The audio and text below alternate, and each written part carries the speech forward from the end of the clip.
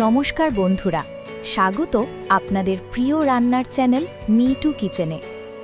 আজ আমি আপনাদের জন্য নিয়ে এসেছি একদম গ্রাম বাংলার ঐতিহ্যবাহী, মুখে দিলেই গলে যাওয়া একটা মিষ্টি, ছানা ভাজা মিষ্টি, যেটা বানাতে লাগে খুব কম উপকরণ, কিন্তু স্বাদে একেবারে রাজকীয়।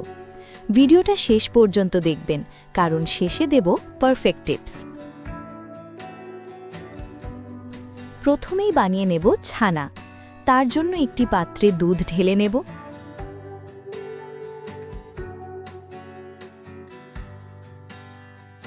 দুধটাকে ভালো করে ফুটিয়ে নেব।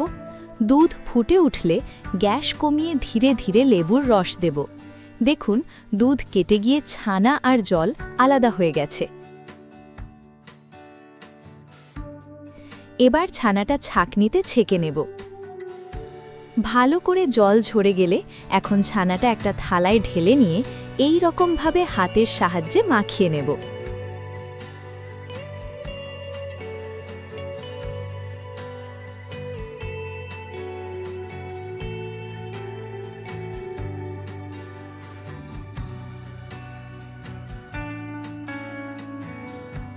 এবারে 1 চামচ পরিমাণ ময়দা দিয়ে ভালো করে মেখে নেব।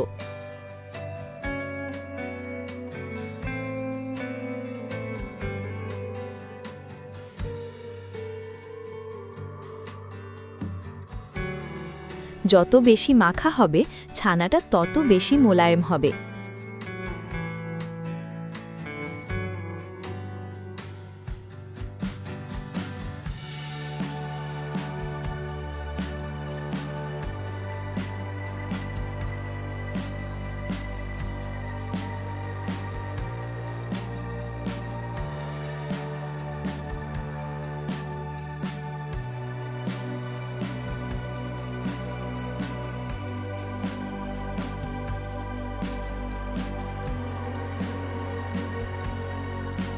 এখন একটা থালার উপর নিয়ে ছুরি দিয়ে কেটে চৌকো শেপ দিয়ে দেব। আপনারা নিজেদের পছন্দ মতো কেটে নেবেন।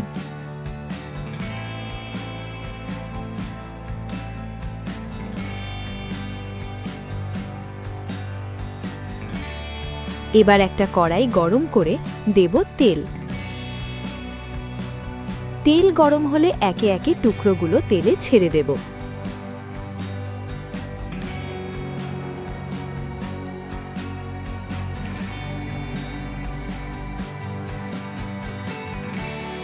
এবারে উল্টে পাল্টে লালচে করে ভেজে নেব।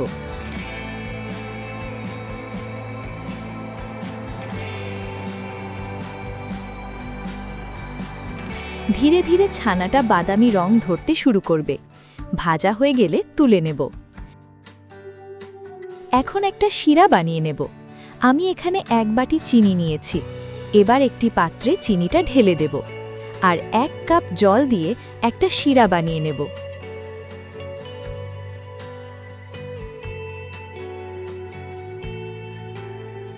শিরা ফুটে উঠলে দেব এলাচ দানা। এবার ভালো করে ফুটিয়ে একটা ঘন আঠালো শিরা তৈরি করে নেব।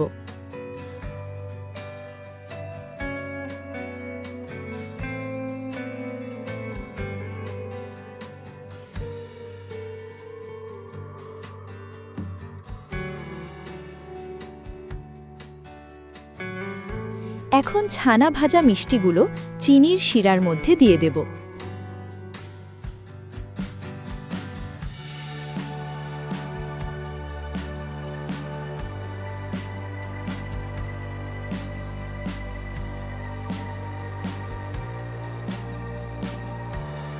মিষ্টিগুলোর মধ্যে রস ঢোকার জন্য প্রায় আধ ঘন্টা ঢেকে রেখে দেব। দেখুন, ছানার রস টেনে নিয়ে একদম নরম আর ঝরঝরে হয়ে গেছে। ব্যাস, তৈরি আমাদের গরম গরম ছানা ভাজা মিষ্টি। চায়ের সাথে বা অতিথি আপ্যায়নে দুটোতেই দারুণ লাগে। এই ছানা ভাজা মিষ্টির শেষ কামড়টা যদি আপনাদের মন ছুঁয়ে যায়, তাহলে একদম মিস করবেন না মিটু কিচেনের আরও 2টা স্পেশাল রেসিপি। খেজুরের গুড়ের পায়েস, একদম শীতের স্বাদ, নস্টালজিয়ায় ভরা দুধের নাড়ু, নরম, মিষ্টি আর বানাতে সুপার ইজি। এই 2টা রেসিপির লিংক ভিডিওর ডিসক্রিপশন আর স্ক্রিনে দেওয়া আছে। এক্ষুনি ক্লিক করুন, দেখুন আর ঘরেই বানিয়ে ফেলুন।